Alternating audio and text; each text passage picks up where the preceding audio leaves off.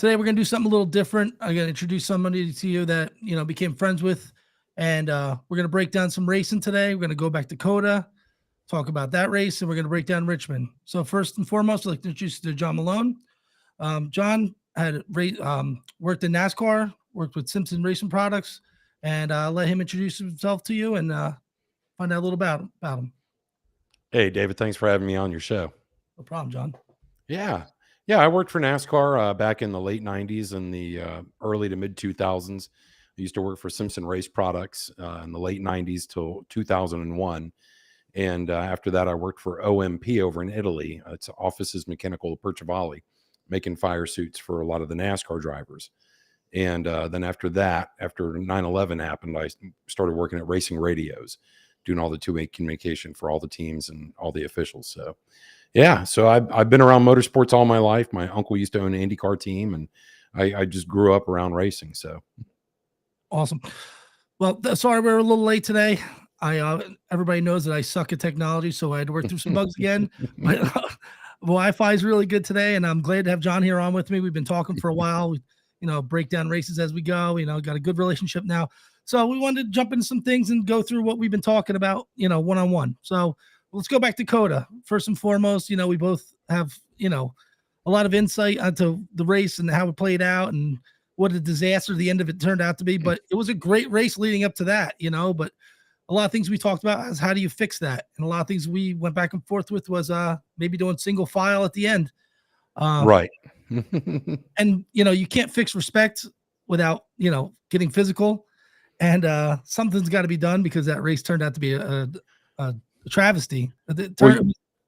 Yeah, you and I were texting the whole race last weekend, and then this is something, folks, that David and I have been doing the last couple of weeks is we'll be texting each other back and forth during the race, and he's got his insights because he's giving you his picks for who to bet on, and then I have my realistic view of who I think is going to do well. So David and I kind of kid each other, on Twitter and just in texting or even on the phone with each other, where David's got his picks, and I'm like, okay, really? Because like last week, you and a lot of people on Twitter were thinking that Jordan Taylor was just going to set the NASCAR world on fire right in the 9 car. That was your feeling about that? Well, yeah, you can't ignore how fast that car is, but you got to respect Chase Elliott too. When you watch that race, you realize how good Chase Elliott really is. And sometimes you forget how good these guys are. And it really, equipment is important, but it also is important that you got seat time in these cars. And Jordan obviously lacked that, and it showed. And that's the thing I was telling you after the race, because we saw where Jordan Taylor ended up, and hey, pretty good, right? First time in a Cup car, first time muscling around that much weight around a road course. I mean, he's a road course racer, so he's used to that. But the cars that he drives are, a quarter of the weight of what a Cup car is, right? So, like, if a Cup car is 3,300 pounds. I think that his Corvette that he races in IMSA is like somewhere around 2,600 pounds. So this is 1,000 pounds extra weight that he's got to muscle around a road course. And, is his air conditioners different in, his IMSA car versus the Cup cars? There's a lot to take into account. And even all the Formula One drivers that were coming over who are used to more air hitting their bodies in an Indy car or a Formula One car are sitting essentially in a sauna, for 3 hours. How are they going to adapt to that? Are they going to get exhausted quicker than a Cup driver who's acclimated? Their bodies are acclimated to that ambient heat week in and week out. So those are all things, especially on a road course. You get muscle fatigue. Your arms get worn out with all those lefts and rights. And, these steering boxes aren't like what you have in your street car. So it's a lot to muscle around a racetrack. Not just that too. I wonder how much of it has to do with respect, in the F1 series. A lot of those guys, they don't, it's all respect. They give each other room. They back out when they need to. They're not going in three car lengths deeper than they need to, entering the first corner and taking out half the field.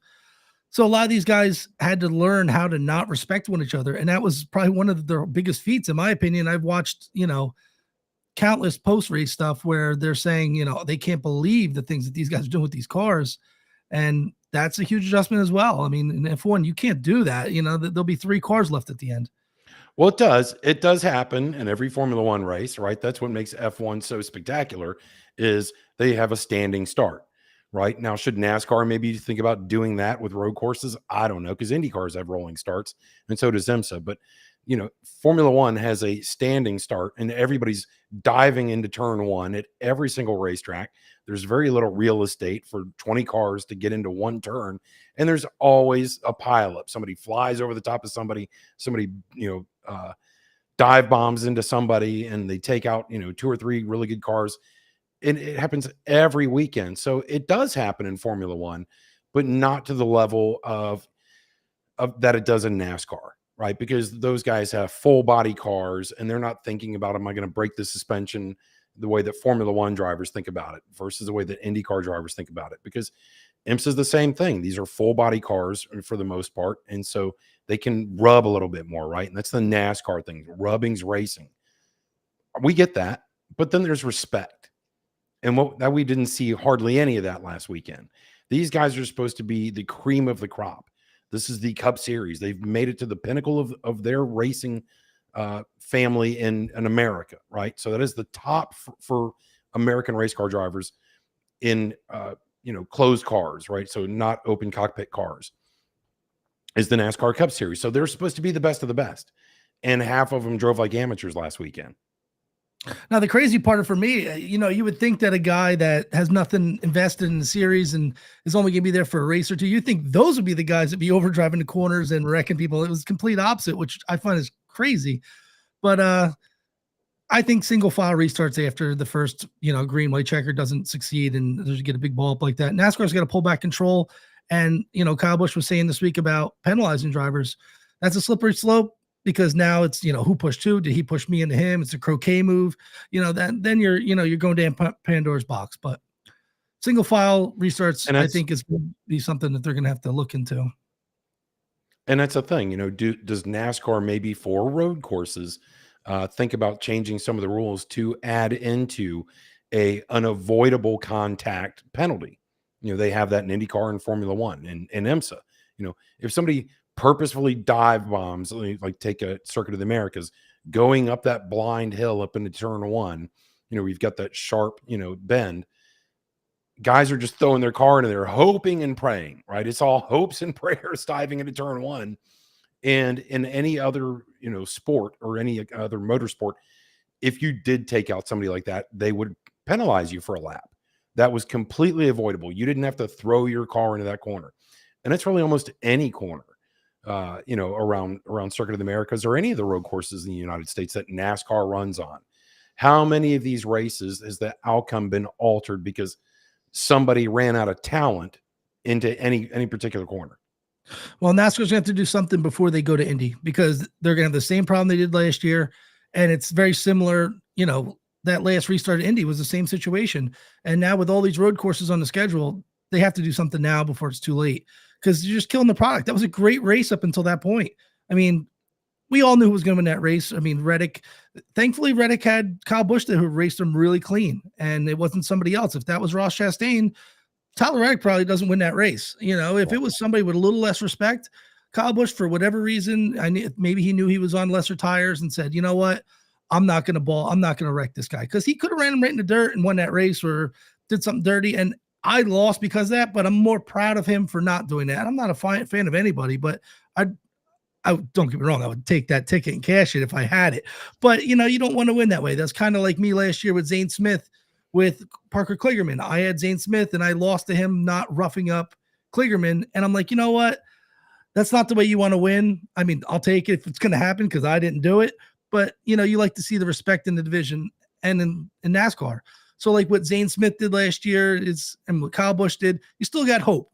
But going back to Tyler Reddick, he whooped them. Now, I was straight up. That car was fast. He was on rails.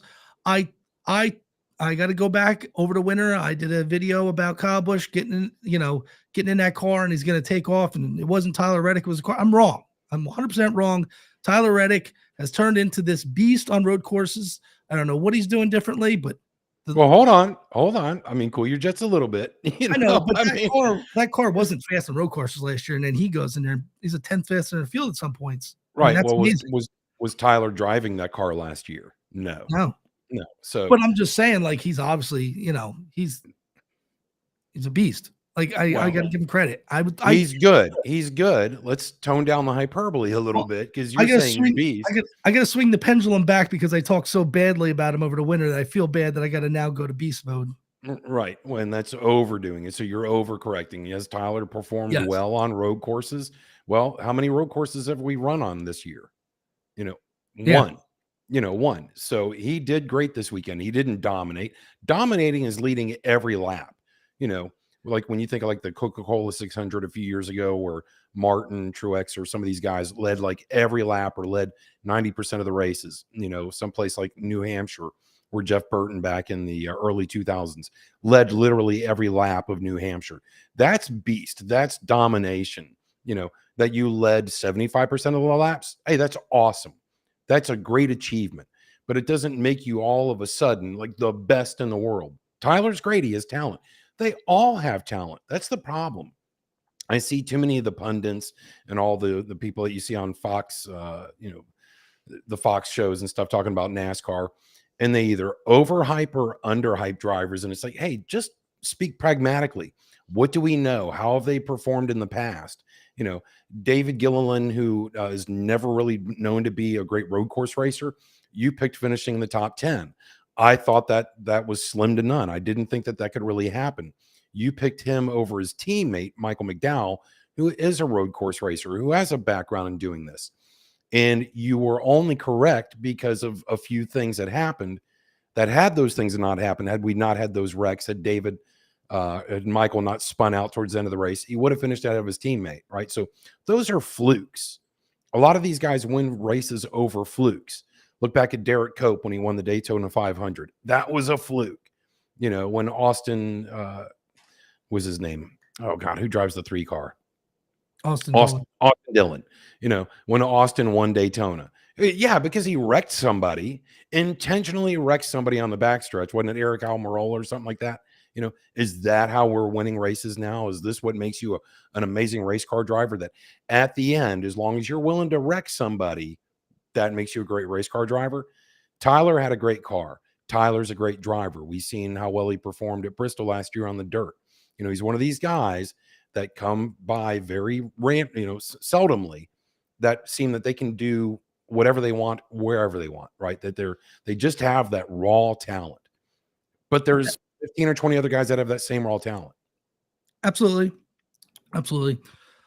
I mean, it's just the last couple trips to these road courses, it seems like he's getting better and better. I mean, last year when it was him and Chase head to head, and he outperformed Chase. And I really just thought that the 8 car was just, the reason, but I stood corrected, and let's see how he does going forward.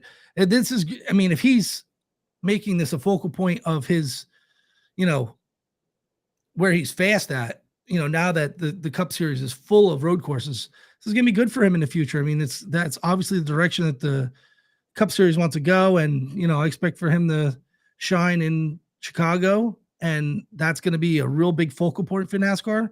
And he can become a big star if he can go there and do what he just did. So, because Tyler's won, where else? I'm looking at his stats right now. There's a great website called driveraverages.com, and I'll send that to you so you can add the link into your description of this video. But Tyler's won 3 road course races. I'm sorry, 4. So he just won at Circuit of the Americas last week in the Cup car. Last year he won the Indy road course race, and where else? Road course race. Oh, Road America. And before that, one other, or was that the 3? I think 3 road course 3, races. yeah. Three in his entire career, right? So he's good, but is he amazing? I don't know that I would go all in on amazing or that he's a beast. Or it's just crazy because coming up, he was great on intermediates, and I didn't peg him as a road racer. I think that's what's taken me by surprise, because I didn't expect it from him, to be honest with you. When he was in the Xfinity Series, it didn't really show. He ran well, but he never really, won races. His teammates were always really better than him, and that's where I'm getting the surprise and the pendulum swinging back, because I'm like, whoa, this is like jumping out at you.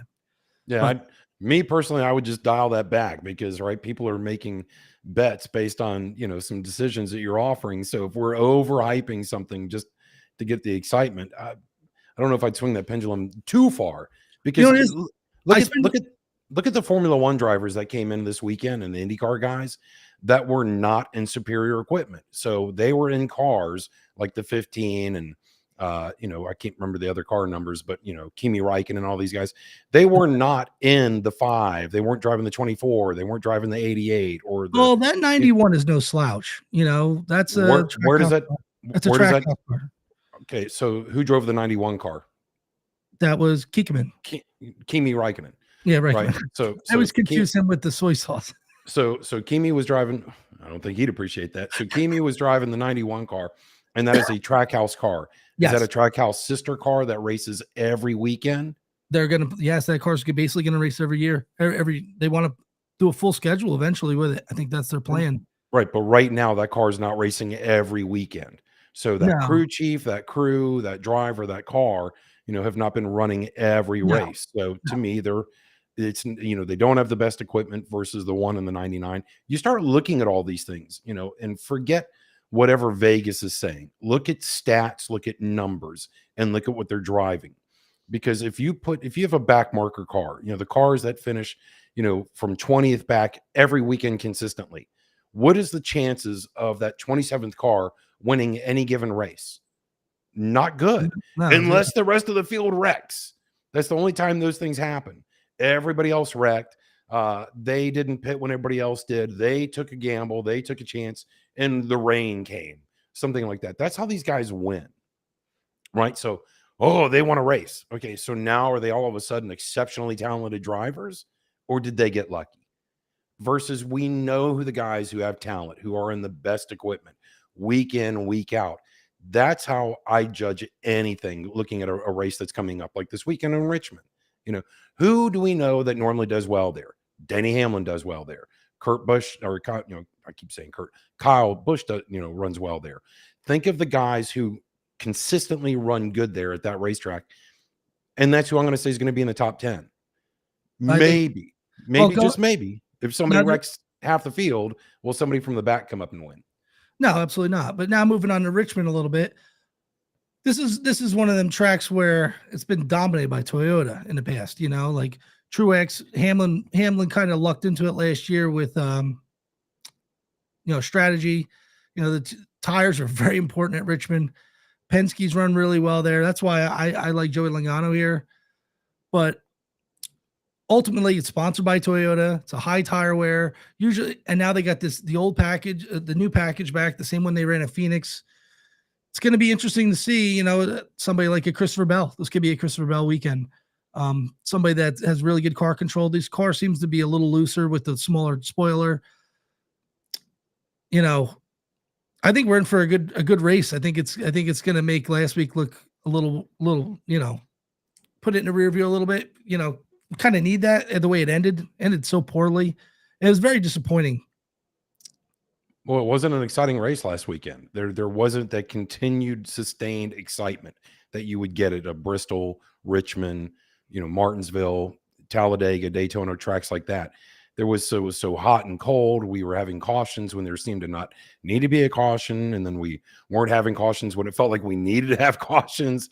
The front stretch at Circuit of the Americas.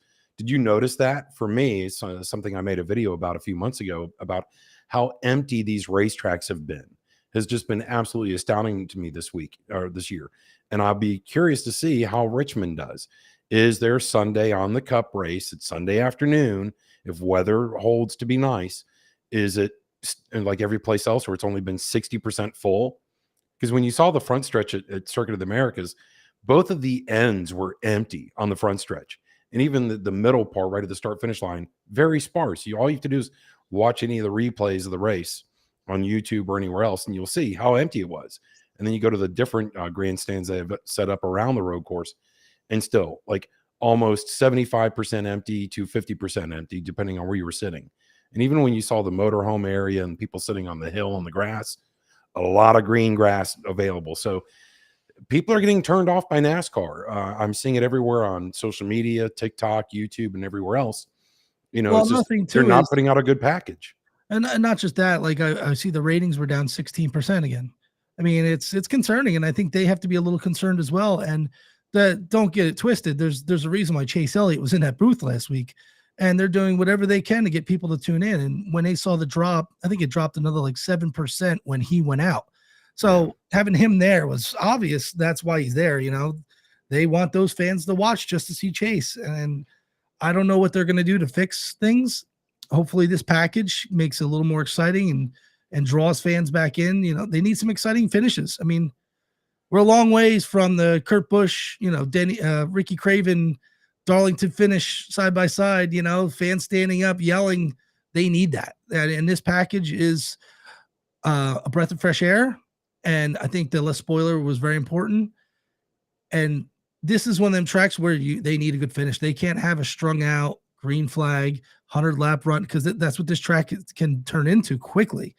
But it could also show for good racing. I mean, look at the Xfinity Series last year when 3 to go, you got John Hunter Nemechek and Ty Gibbs racing for the finish. That's what they need. They need nail biters. When you can turn off a race with 50 to go because you know who's going to win, your product's trash.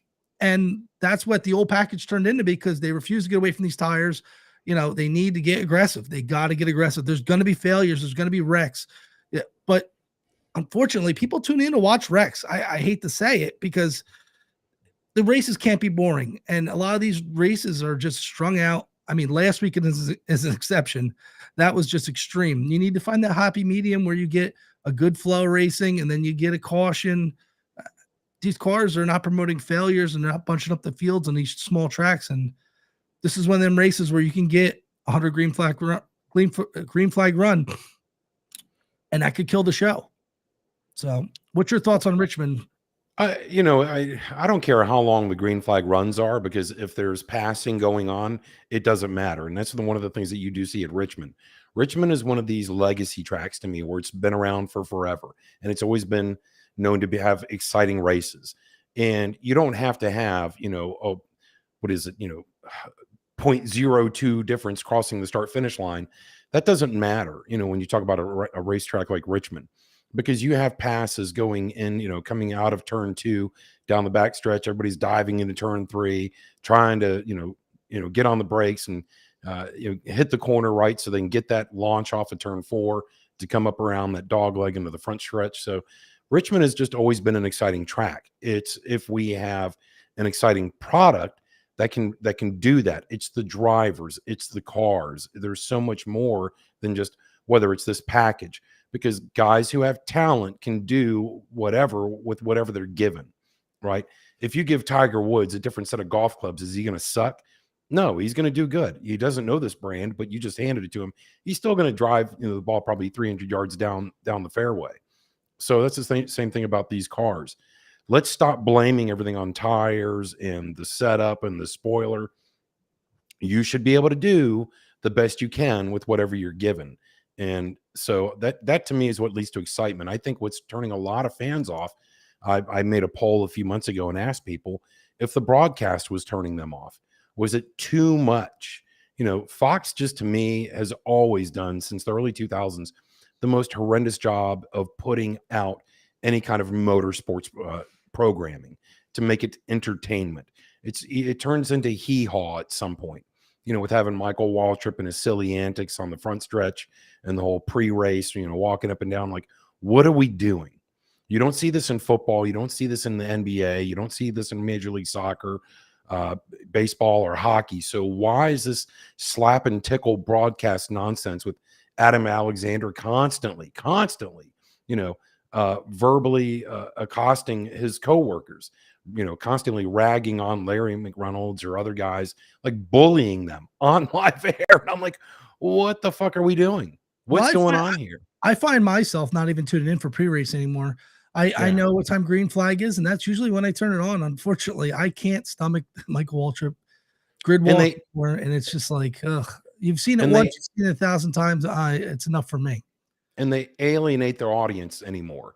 Back in the day, if there was something that was new to the car, they would talk about it. This is something new that even people that were casual fans or diehard fans needed to have it explained to them.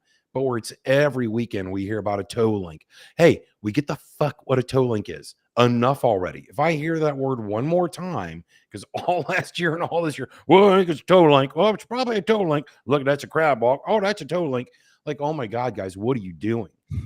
Stop acting like that. Everybody that's watching this race right now, it's their first time ever being introduced to a car. You know, your fans know what's going on. So stop talking that way to them. You know, don't talk over their head and don't kind of repeat over and over the same garbage nonsense because you got to fill time. What horrible producer at Fox Sports is in these guys' ears going, stretch, talk more? You watch the old ESPN races that you can find on YouTube, like the mid to late 80s, early 90s broadcast where they have the whole race. And you hear a lot of those guys, Bob Varsha and them, did a wonderful job. They knew when to talk and when not to talk and just let the audio, you know, and the action on the racetrack tell the story. You know, I'm seeing the same thing you are. So when I've got Clint Boyer telling me, well, what's going on here? Hey, Clint, I can see what you're seeing, buddy. Shut up. Stop talking. Yeah, no, I agree. So going back to Richmond, so coming in this weekend, I think we got some promise. I really do. And looking back at Phoenix, you know, with the first race with that package, I actually saw a lot of passing, and I'm excited to see maybe a green flag pass and watching back with Harvick chasing down Kyle Larson and actually passing and not getting arrow tight. I got to say, I'm excited to see what Richmond has to offer with this package. I wish they would introduce some more tracks. To be honest, if it's anything like Richmond, if it's anything like Phoenix, well, it'll be just like that. It'll be just as exciting as Phoenix is. Again, yeah, it just comes down to, you know, whose equipment can hold up, and who has performed better there, you know, in the past than anybody else. And like you just said, Harvick's always done good there. Truex has done good there. You've got 15 guys who have the potential to win this weekend, no matter what. It's just a matter of, will their stuff hold together? You know, well, if there's another element that I find interesting. So thus far this year, Chevy has pretty much dominated. I mean, and Hendrick Motorsports especially, and William Byron's having a phenomenal season. Larson's been right there with them, but they've struggled at Richmond. You know, same thing with RCR. RCR has struggled at Richmond. Is Kyle Busch going to fall to the wayside with RCR here? You know, this has notoriously been a Joe Gibbs racing track, a Ford track, you know, over the last, 10 races. So is that which one is it? Is it a Toyota track or is it a Ford track? It's both. If you go back, it's Toyota. I mean, there's no ifs, ands, or buts. I mean, this is Truex has dominated here. Hamlin's won. I think Truex has been out of the top 7 maybe twice in the last 10 times here. So you can go back to the early 2000s when it was a Chevy and Pontiac track or Dodge track. So yeah, and again, like, who's in the field this weekend? You know, if the guys that were driving other brands last year are in this race, you know, driving something completely different, we don't know. It'd be hard to speculate what the 8's going to do based on the 8's performance this year, you know, at, you know, California, at Daytona, at Phoenix, at the road course. We know that Kyle's probably going to be in the top 10, top 15 this weekend at Richmond. He struggled a little bit at Phoenix, though. Right. Phoenix was one track where they did hit the wall early, but it was the one track this year that he really wasn't in contention. He wasn't in the top 5. He was what led to that? You could say it's because he hit the wall early, but he was also struggling. That's why he hit the wall. Did he not have a pit road penalty or a speeding penalty there and go a lap down? Like, I looking at these things, right? You got to look at all these metrics. You know, was he penalized? Did he have a tire go down? Any of these things is the reasons why he's not performing well, because that 8 car, you and I have talked about this on the phone before, is that my opinion is that this 8 car is superior to last year's 8 car. Having Kyle coming over there, having the funding to be thrown at that car, it's getting the best of everything. It's getting the best, you know, shocks, nuts, bolts, springs, seats, engines, whatever it is that we can get the better of because we have more money, because we have Kyle. That car is performing to that level already more consistently. That car last year could have won 5 races. I mean, he had some pretty bad luck. It seemed like whenever he was leading, he had a tire failure. Listen, Kyle's in my opinion, superior driver than Tyler Reddick. And yes, they are bringing in more funding, but I don't think Richard Childress is going to bring a piece of junk to the track. I just don't think he has it in him. I think he has what Reddick had last year. I don't see that. I really don't. And for whatever reason, they struggled at Richmond last year, the last couple of years. Even Austin Dillon, I think, was like 20th here last year, and he had no incidents, and it was just they just missed. And Right. that's why I'm going to be fading Kyle Busch this weekend. I really don't think I think you'd be lucky if he gets to top 10. I think maybe outside top 5, like 6th to 8th. That's my prediction for Kyle Busch this week. So you've got Kyle out of the top 10 or out of the top 5? At the top 5, I say 8th. So in or out of the top. Let's look at this from the top 10. So you've got him in the top 10, but out of the top 5. Yes. And I've got Kyle. I would think you'd be in the top 5. So my pick right now is that Kyle's going to finish in the top 5. Does Kyle Busch outperform Tyler Reddick? Yeah. Well, no, I don't know. I mean, so looking at, I don't know what Tyler's performance in the Cup Series and a Cup car has been at Richmond, right? It hasn't I been can't good. go, or exactly. I can't See, go. On here's the thing, though. It's tricky because Tyler Reddick has a worse career at Richmond than Kyle Busch. Kyle Busch, this is one of his better tracks, and that's why I have this circled on my calendar, because this is a good benchmark for me of where that team is in regards to this package, because this is going to be an important race. They have to learn how to work with this package. This is what's going to be at the championship race, so they have to figure it out. And if he struggles like he did at Phoenix, like just pushing tight, hitting the fence all by himself, that's something that they got to be really concerned about, because this is going to be it is going to be the most important race of the year in the playoffs with this package in regards to. So this is a big race for them, as crazy as it sounds. I mean, he's already locked in the playoffs, so they're going to have to come to the track with a little bit of an aggressive setup and try to nail this. And I think that could leave them on the outside looking in, or it could turn into a dominance. Like you got to take those chances and swing for the fences, like Kevin Harvick at Phoenix. They came out of nowhere. I mean, they really haven't shown speed anywhere all year, and then he should have won that race if it wasn't for an untimely caution and bad pitch strategy. They win that race. They go get 2 tires. He still wins that race. So can Kevin Harvick win now? This is a track that's really good for Kevin Harvick, and it's in my opinion, this and Loudon's a very good track for Kevin Harvick.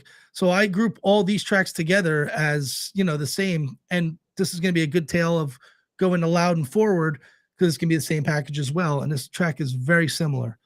So what's your take on Kevin Harvick and Storehouse Racing, who really needs a good finish? I mean, they've destroyed some race cars, and they're obviously struggling. They need to get out of the red zone here. Look, I've known Tony and Gene for over 25 years, and it's not that they're bringing bad equipment. Tony and Gene Haas, or Tony Stewart and Gene Haas, are not trying to have a great enterprise over there. They want to be and winning races all the time with all their drivers. So what is it? What is it about that those stables that they're not putting out as good of equipment as the 22 and the 2, anything that Penske's putting out, or even RFK? Look at the turnaround RFK's done. So you've got 3 different Ford teams, and one's just not performing as well as the others, because even Almirola is not setting the world on fire. Who's the new driver of the 41 car? Is it Priest? Was gonna save the world over there in that 41 car. And what do we have so far? A whole lot of same old. Yeah. So a lot of what is race it? cars. They've really gone through some race cars. Yeah, and so is that just bad circumstances? Like, you can only have bad luck so often. It can't be every weekend. It feels like they've had bad luck every weekend. Or is it you're having crew chief issues? You and I were talking the other day about the argument that Harvick had with his crew chief on the radio. Like, things aren't good over there. So it's more than just performance. It's, is Kevin, it's his last year. Is he thinking like, hey, I don't want to like kill myself in my final season, so I'm not going to be full send into corners, or I want to go out on top? I don't know. I don't know what's in Kevin's belly or in his mind this year for how he wants to go out. Or does he just want to go out, into the sunset? Well, I think Phoenix shows us that he still has the drive. I mean, he can still win races, and he should have won that race. If not for that caution, that race was over. I mean, it's just one race, one team, one race. That's all they have for the season. I mean, Yep. nobody else has really been a bright spot. I mean, so that's why I'm looking at him here, because this is the one track that I think that mimics Phoenix, especially with this package. And Kevin Harvick needs a top 5. I mean, I'm not going to say he needs to win, but he needs a top 5. They need to get that ship righted, and they need to get it going now. I mean, for the whole team, because if he's doing good now, he's the benchmark. So if Kevin Harvick's finishing top 5 every week, you can go to Ryan Preece and be like, listen, look, I mean, Eric Almirola might be checked out. Maybe he's, retirement tour part 2. So he's just, just out there to shake hands, kiss babies, and hand out bacon to people and cause cautions with 4 to go and destroy a race.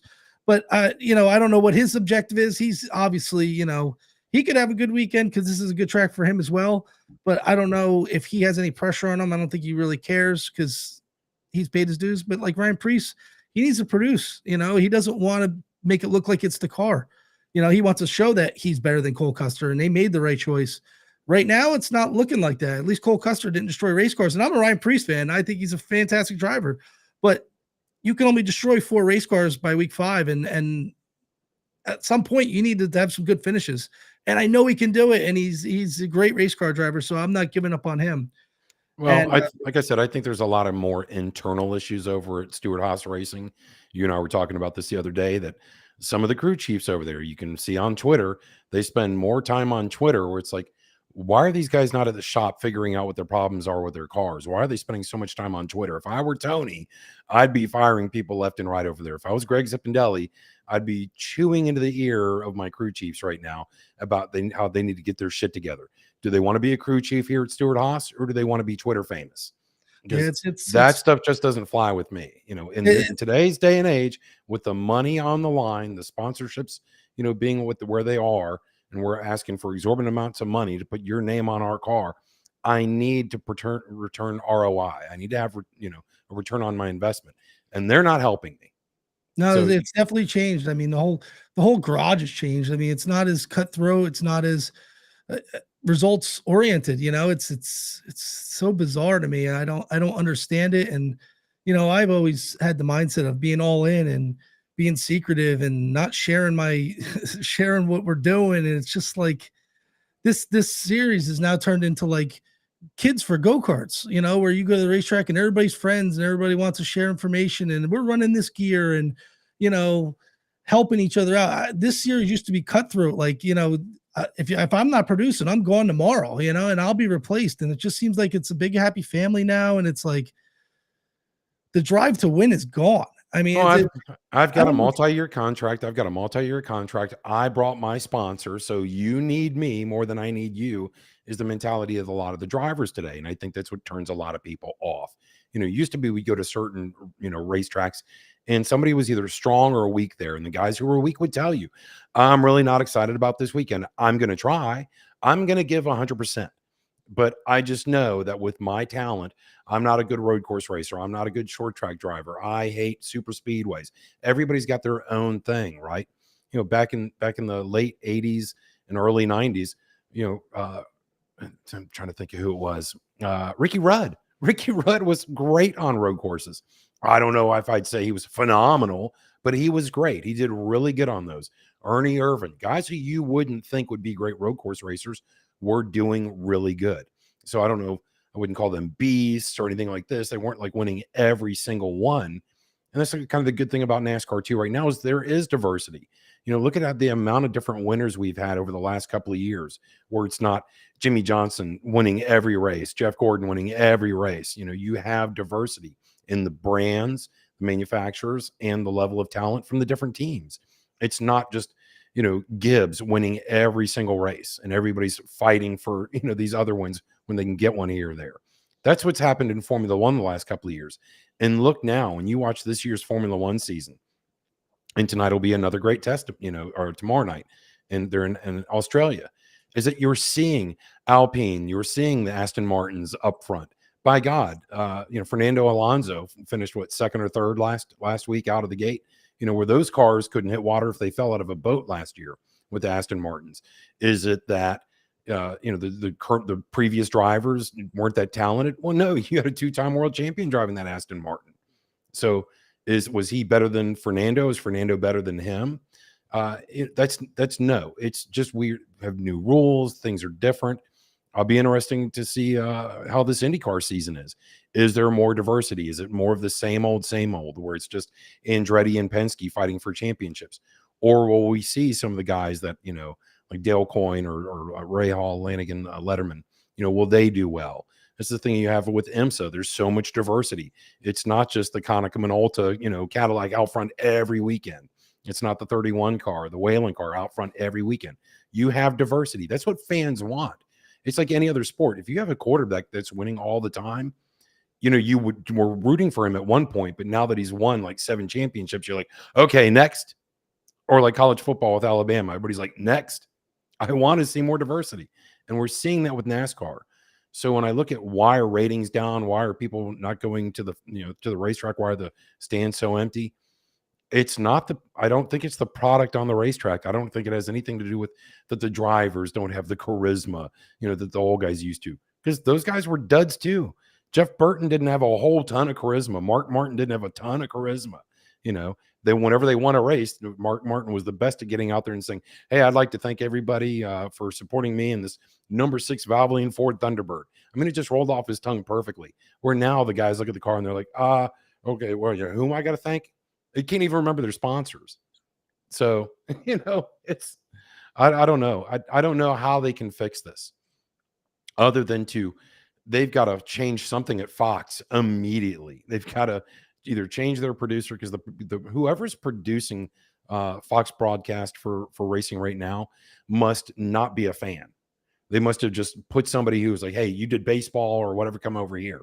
Because it doesn't feel like the producer enjoys the sport, because we're seeing too many things that are being missed. You were telling me there was a race recently where there was something that was happening on the racetrack and the broadcast team didn't cover it until like 2 minutes after the whole thing had happened. Yeah, it just seems like they're too caught up in gimmicks and, just like you said, hee-haw, like, just trying to be funny and and I hate that they talk about their personal life too much. Like, I really don't care what's going on in Clint Boyer's life, like let's focus on what's going on the track. Let's focus on the drivers. They're the highlight. Nobody's there to see Clint Boyer or Danica Patrick or listen to their infighting. I think that's one of their biggest problems. They're trying to be too much of the show. You're not the show. The show is on the track, and be a little more focused on that. And sometimes they get too caught up. I don't care if somebody's got a second lead. Like, let's focus on who's the winner, and let's who's dominating and who's coming up in second, or even in Phoenix where they talked about Kevin Harvick for the whole race. Obviously Clint Boyer has a great relationship with Kevin Harvick. We know that. We don't need to hear, every 2 laps of Kevin Harvick's the only person on the track, and we know he's the fastest car. Let's highlight 5th, 4th. They used to go through the 10. They used to do, let's go through the field, and they go 1st to 20th. Didn't matter how you were running. They would do a little insight. They don't do that no more. Well, it just shows the unprofessionalism, the unprofessionalism that's going on over at Fox Sports, because letting Clint rail on and on, constantly about his buddy, Harvick. It's like, yeah, listen, your bromance or whatever's going on has got to stop. Just have an unbiased thing. This doesn't happen in football. Whenever you see Troy Aikman or any of these other guys that used to be on the field, that used to be the athlete, now they're up in the broadcast booth and they've become professional. When I hear Dale Jr. on his podcast talk about how nervous he is up in the broadcast booth, I'm like, then stop doing it.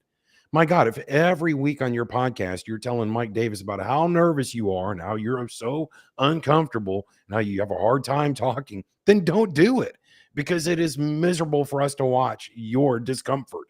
You know how creepy that is? Yeah.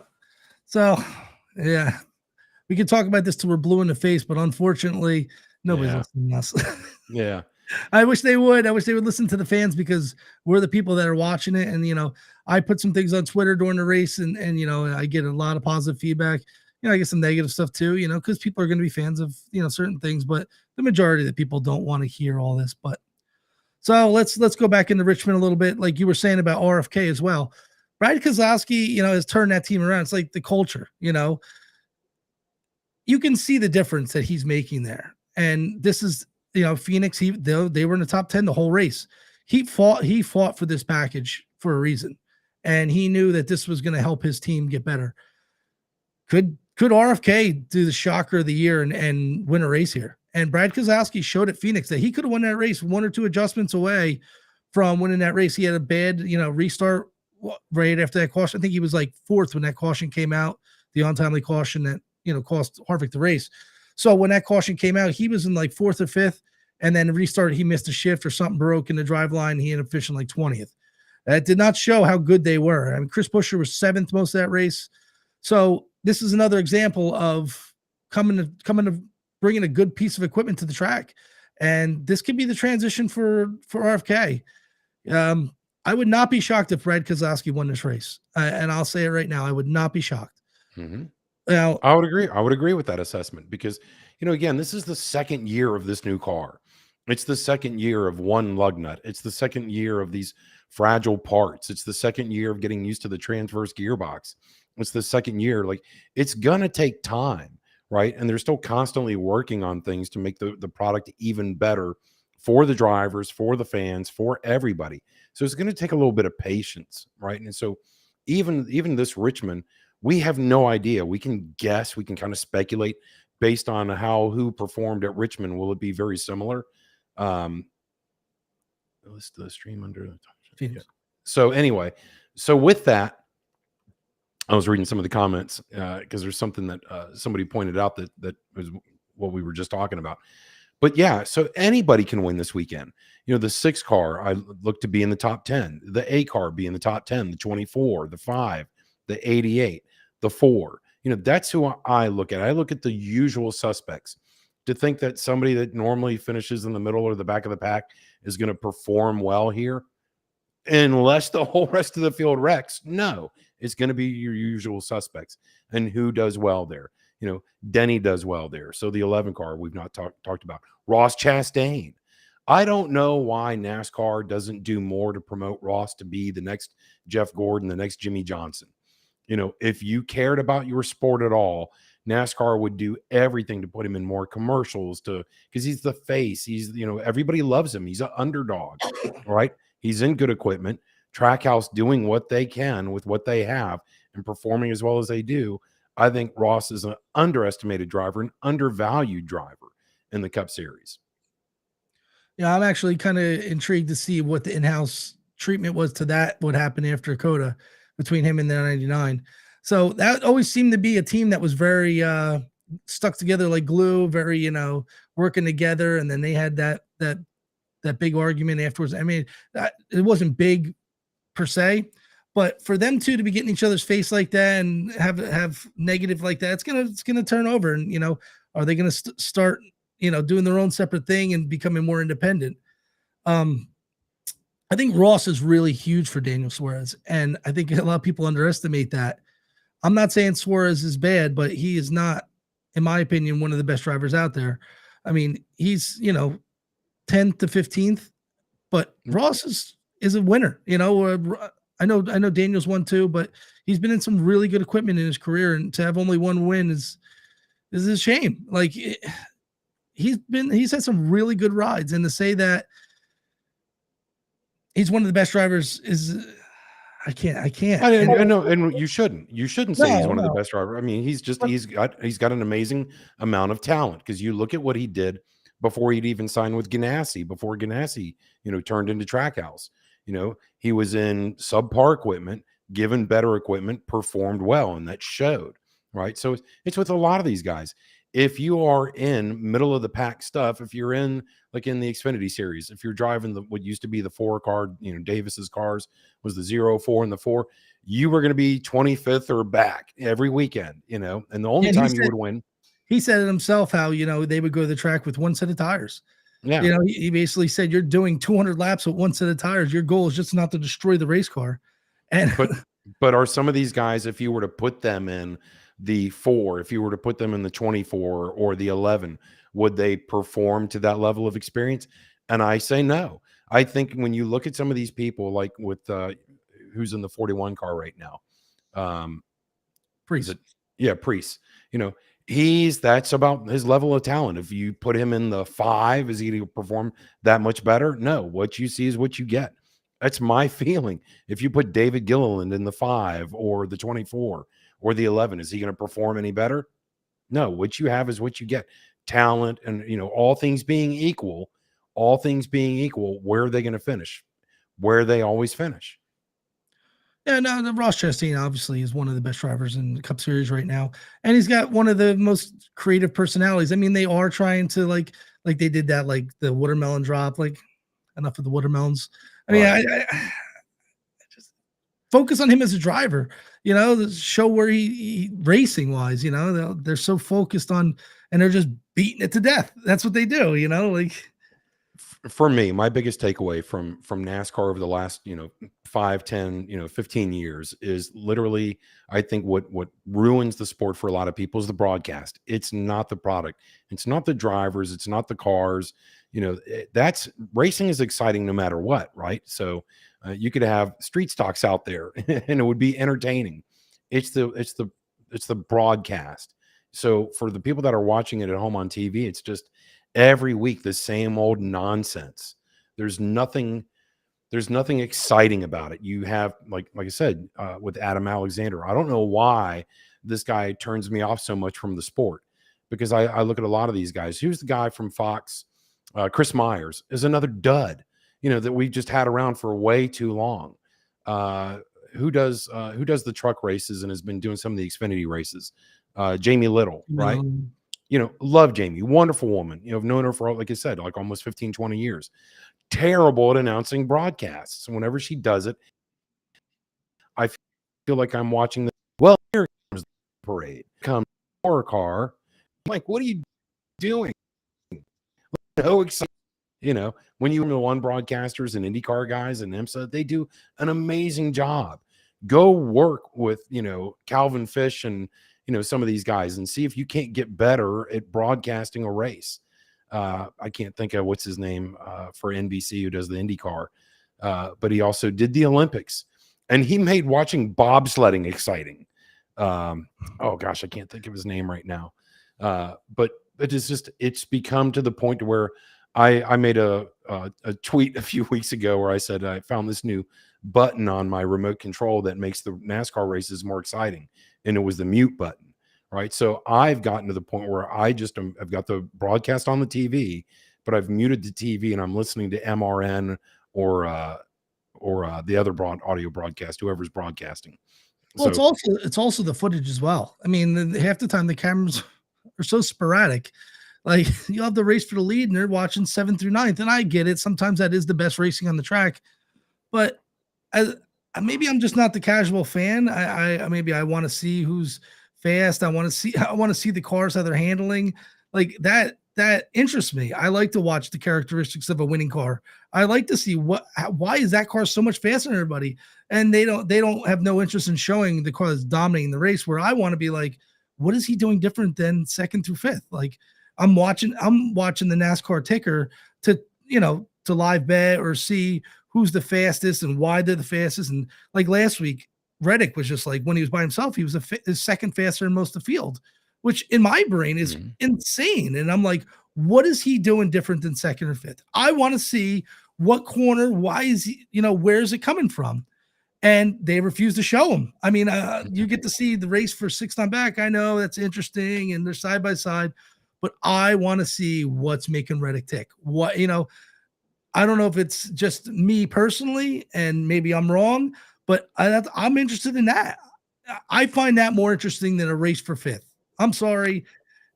You have a comment. You have a comment right here. Jacob Gonzalez asks here, states, he says, I've noticed that too, where they are showing what's going on in 13th spot.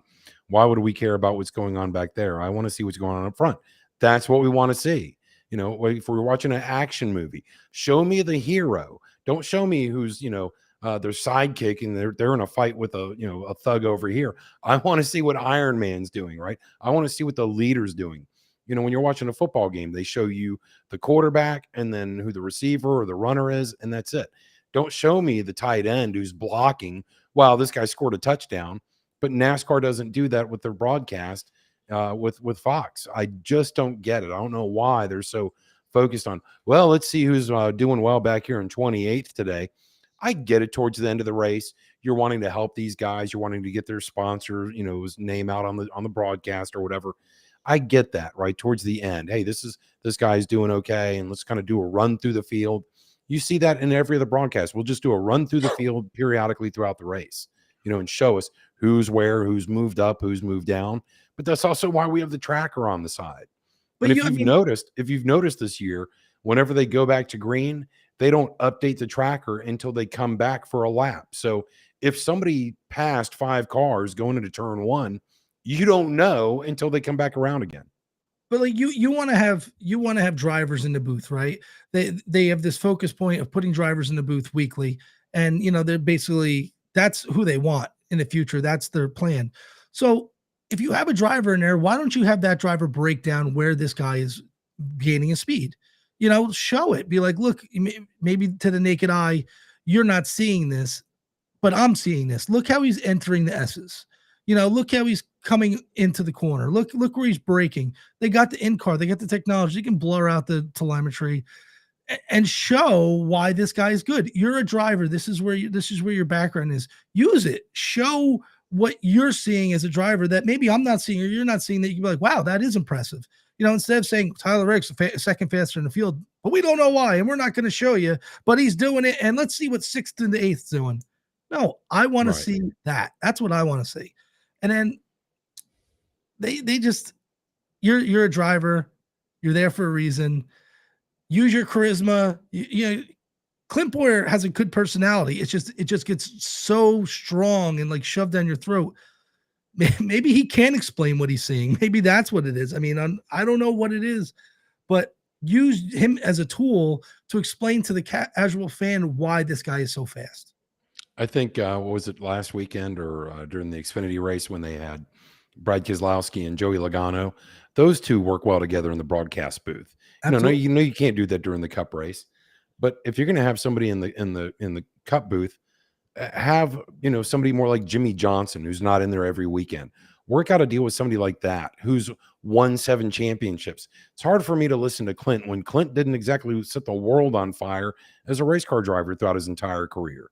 Did he win 52 races? Was he on the pole every weekend?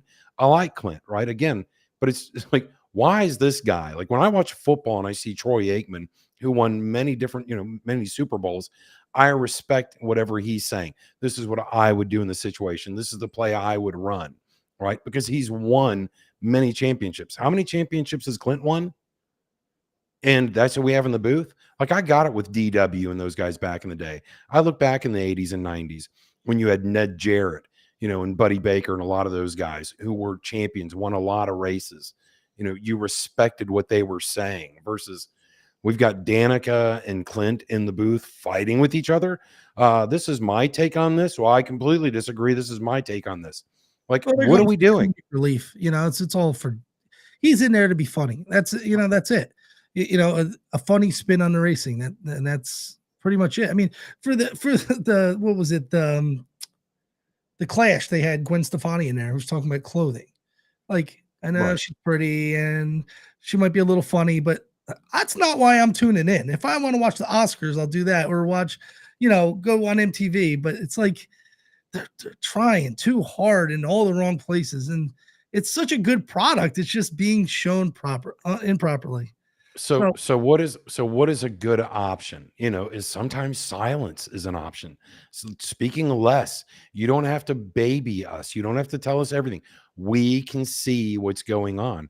That's the thing, for a lot of people don't realize, like back in the day when a lot of these sports were just broadcast over the radio, in the 40s, 50s, and 60s, that's where you had a color commentary because I wasn't there. I'm listening to this on my radio in my living room with the whole family back in the 50s.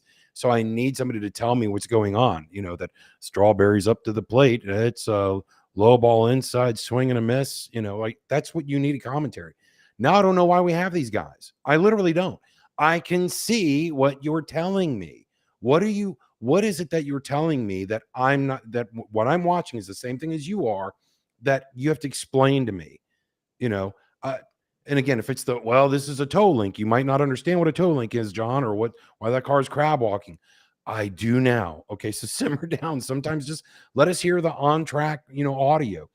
the broadcasts have spent so much money on putting these microphones all over the racetrack and all the series and inside the cars and everywhere else. And we got cameras in these guys' right eyeball, right? We've removed their eyeball and put a camera in there, but we can't show you what's on their dashboard. But we can't show you what's on their dashboard because the teams don't want you seeing their data. It has gotten so ridiculous with the Fox broadcast that I don't know what we're doing anymore.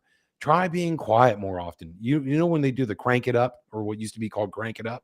By the way, Clint talked to Crank It Up last week. He talked through the whole thing. Right. At Phoenix, the whole day did Crank It Up. I can't be quiet. And I'm like, that's the art of Crank It Up. Shut up. Yeah. So Joey agree. I'm sorry. Jacob says the same thing. He says, I love Joey and Brad's broadcasting. And so how many more people feel like that? What does Robert Williams say? I would like to see camera eye level and inside corners. If you ever seen race cars from infield, it's sick how fast they're. Yeah. And, remember, what was it back in the early 2000s when they had those cameras that were built into the racetrack coming off of like Charlotte, coming off of turn 4, they had that camera that was built into the racetrack. Those, it was just a totally different. And here's the sad thing. So Jacob and Robert, for a lot of you guys, those old producers have passed away. A lot of those guys that made NASCAR what it was in the 70s, 80s, and 90s on ESPN and NBC and Fox and on the Speed Channel back in the day, a lot of those guys have unfortunately passed on. So the people that they brought in to produce these and direct these shows now just don't seem to love the sport. They don't seem to have a passion for what they do. Because when you look inside of these broadcast and production booths and you realize all the different cameras, and you've got to have somebody that's going, all right, give me camera 2. All right, now switch over to camera 3. Oh, we got action going over here. Go to camera 4. Like who's in there now that they're spending all their time into these guys as IFBs, telling them, hey, tell a joke now. That right now would be a good time to tell a joke. Like, what are you doing? They're ruining the broadcast. Like Rob was just saying. So like when I was at Daytona, I've been at racetracks my whole life. You sometimes you forget, the speeds that these guys are carrying, and sitting on pit road, just watching them come out of 4. It's just like, wow, and that's one of the things that they're getting away from, is just the basics, man. Sometimes the basics is just the speed and just seeing, like, from the perspective of maybe pit road, maybe have a camera showing the guys coming down the front straight, which they don't anymore. It's all long shots, drones, let's get back to basics. Basics are good sometimes, and technology is great. And I love the drone coverage, and I love, the wide angle, but let's get back to basics as well. And, crank it up is another thing. I'm never a fan of it, but like the silence is nice for a couple don't sell it as that way. Because when you watch a Formula One race and if you were to run like, recently the Fox has been running the green and yellow flag lap tracker to show us how much of the race was actually run under green versus yellow. If you were to do that with how much they're talking versus not talking, that thing would be solid green. Where when you watch in a Formula One race, it's a good 50-50 mix. Same thing with IndyCar and IMSA. It's a good 50-50 mix of what I'm saying, what I'm conveying to you at home, and is whatever I'm saying critical to the moment. If not, be quiet. Let us hear the vroom, vroom, vroom, vroom, vroom, vroom. Like, that's what we want to see. Right. Absolutely. We don't, same thing. You see this with football and baseball and basketball. They do a much better job with, where I don't know what NASCAR is trying to do, where these guys are like, well, yeah, Dave, we were talking to Joey Logano during the off season, and he and his wife got a puppy. All right. So this guy goes into second place, and they name their puppy Josephine. There's a pass for the lead. Yeah. And so they love dogs, and they've got a calendar coming out. Like, nobody cares. What are we talking about? I don't want to hear this nonsense. Don't tell me about these guys as kids. Well, they just put their daughter into private school. Then they don't talk about Joey Logano getting a nice new hairdo. I mean, right, exactly. Hey, Joey, tell us more about your hair plug, Joey. And your no, because they all get prepped. No, we can't talk about this. No, we can't talk about that. Let's stay away from that. Let's stay away from this. Let's just stop talking. Let's just show us racing where I want to talk, and that's it. Show us racing and shut up. Yeah, so that's what drives me crazy about the sport. They're all PR machines. Everybody's got an agenda. Nobody's willing to step out of bounds. And when you are, you're shunned like Kyle Busch, and they all make him sound like he's an idiot. Listen, I am not a Kyle Busch fan. I do come off as one sometimes because I respect him, and I like somebody that's going to speak their mind, and put it out there.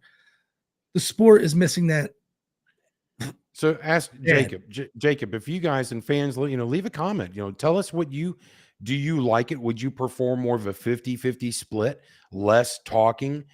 Why do we need three people up in the broadcast booth? Why don't you just have on Sundays Mike Joy up there with nobody else? And him just do his color commentary. Hey, this guy's going into turn one. Oh, they're side by side. They're racing for the lead. It's like when you think about like the Kentucky Derby, right? That guy is giving you all that information because it's just a one lap race. And you're like, this guy's in first, this guy's in second, this guy's coming from nowhere in third. And it's constant talking under one lap. But this is 3.5 hours.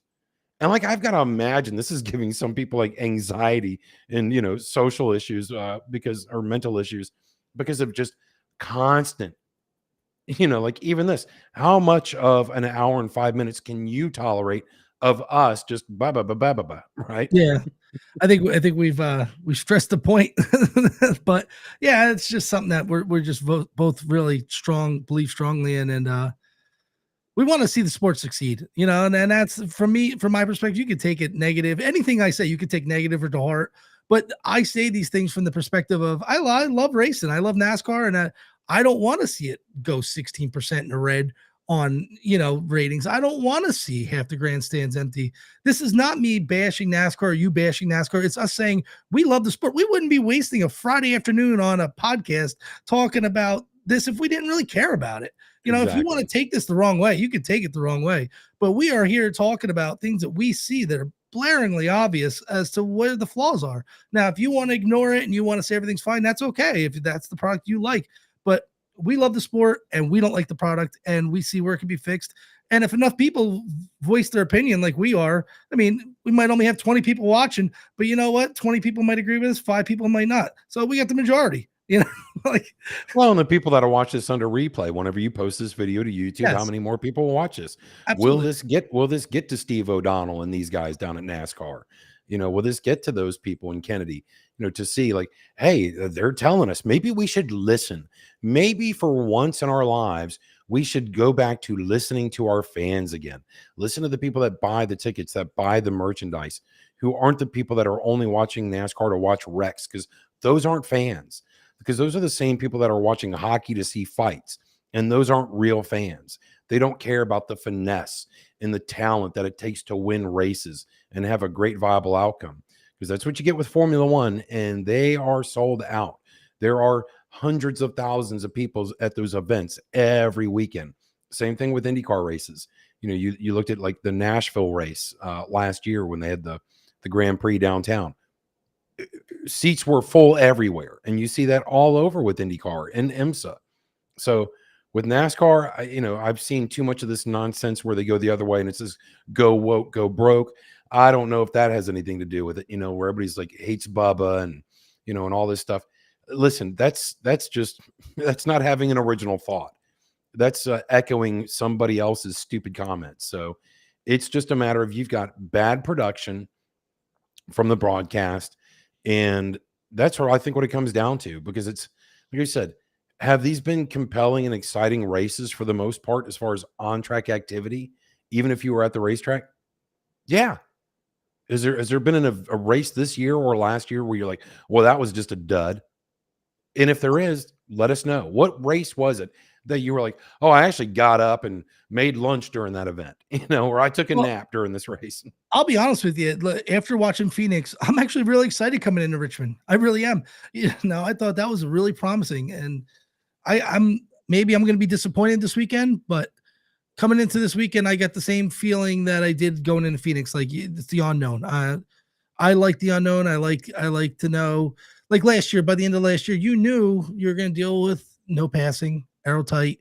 It got monotonous, and it got to the point where it was like, is the season almost over? And when I was making my bets and doing my picks, you got to take into consideration track position. Like, okay, I could have told you Joey Logano was going to win the championship as soon as he qualified on the pole at Phoenix last year. It was over. That's when he won the championship, when he qualified on the pole. And I don't feel that way coming into this weekend, where same thing at Phoenix. In retrospect, I'm like, wow, that turned out to be completely different. There was cars passing. Joey Logano he was dead last at one point and worked his way all the way back up to the top 10. where last year at Phoenix, you weren't doing that. Ross Chastain like got stuck, in he couldn't pass the two and the 12 and the 12 who was running blocker. That could have very easily been a Ross Chastain championship if this package was different. So coming into Richmond, I think we're gonna have a great race. They're gonna run the same tire package that they did at Phoenix. They're gonna run the same spoiler, same aero package, and I expect great things. And I'm pumped. I really am. And I'll be honest with you. I think this is the breath of fresh air. Well, we'll see. We've got so they've reversed things this weekend. We've got the trucks running in the afternoon. I'm sorry, we've got the Xfinity race before the truck race, which that's usually doesn't happen. But the trucks are in Texas, though. Right. So, but I mean, as far as the TV broadcast, Yes, so yes. we've got the Xfinity race on it around sometime noon Saturday, and then trucks are down in Texas with the IndyCar. And then we've got the Sunday Cup race. So we'll see. I mean, we've got a whole weekend of racing. You've got Formula One in Australia. You've got IndyCar back in Texas at the oval down there, which is always exciting for IndyCar down with the trucks, and then Richmond. So you got a whole weekend of racing. So nobody should be complaining about that they're bored. Well, the only issue is going to be tomorrow in Virginia. I think they're expecting rain. Yeah. So tomorrow could be a complete washout, which would really suck for practice and everything, because that's going to ultimately kill the product on Sunday. So I'd love to see, I'd love to see qualifying, love to see practice. That's the only concern that I see coming in this weekend, because as a bettor, I need practice, and that's what gives me an advantage. And when there's no practice, I struggle, because that's what I need. That's my formula. Yeah. So hopefully we get Texas practice, and my goal is to pop on tomorrow and do a little truck thing. I'll do it real quick, just me, just breaking down practice. And Sunday I'm going to do the cup stuff again. So I want to try to start doing like a little bit of different things, not just gambling. As much I enjoy my gambling, everybody knows that it's something that makes me tick. But I also want to talk about the sport. And one of the reasons I did this platform is so I can step out of the box. I don't want to be the cookie cutter. Love me or hate me, John's opinion, my opinion, whoever I have on, my goal is to give you a different opinion, and love it or hate it. You can tune in, I am going to be anything but cookie cutter. And I think that's what the sport needs. And that's one of the reasons why I started doing this, because I got sick of listening to the same opinion about the same situation over and over again. And nobody wants to step over the line and say things that need to be said. And that's why I have John on, and I respect his opinion. And he feels the same way I do about a lot of things and the direction of the sport. So look for things with me and John here in the future. And I'm going to still do things on my own, and I'm going to do things with Rory and Mark and do some picks here and there, and just want to have some fun, step out of line. And people are going to hate me. People are going to love me. People are going to hate you, love you. So stay tuned. And I want to get more active on here now that I'm up and running sound. And thanks for coming on, John. Thank you for having me on, Dave. Yeah, absolutely. No problem. But this won't be the last time, and we're going to do this a couple more times, and we'll try not to beat up the program too much. And it needs to be said, though. I mean, right. We'd be doing a disservice to you guys if we weren't speaking our voice and our opinion. And like I said earlier, we love the sport, and that's where we're coming from. We're not haters, So if you're taking this as we hate everything, we don't. We want to see change. We see something that's broken, needs to be fixed, and we're offering solutions. It's one thing to just constantly be complaining and whining about it versus figuring out where the issue is, and then let's start making changes here. Let's get a different producer into the broadcast for Fox Sports. Let's get different anchors on there. Let's get, some of these different people into the booth. Let's try something different, because this isn't working. Yes, and they can't blame the ratings drops on just Chase Elliott not being there. I mean, you lost your most popular driver. I get it. It sucks, but the ratings were progressively failing and falling and falling and falling. And why was that? And you can just listen to the people close to you and the people that you put in your circle. But if you refuse to listen to the people outside that are trying to tell you, like, listen, we don't like this no more. It's been beat to death. We need fresh blood, and the sport needs fresh blood. So that's my take on that, and I think we could put that to rest. I think we beat that horse enough. Yeah. Well, thanks a lot for having me on, David, and look forward to coming on here again in the future. So. All right, man. I'll talk to you soon. Thanks for coming on, guys. Thanks for having us. Thanks for the comments, and see more from you guys in the future. If you didn't, like and subscribe, And like and subscribe, John Malone Show, and see you guys in the future.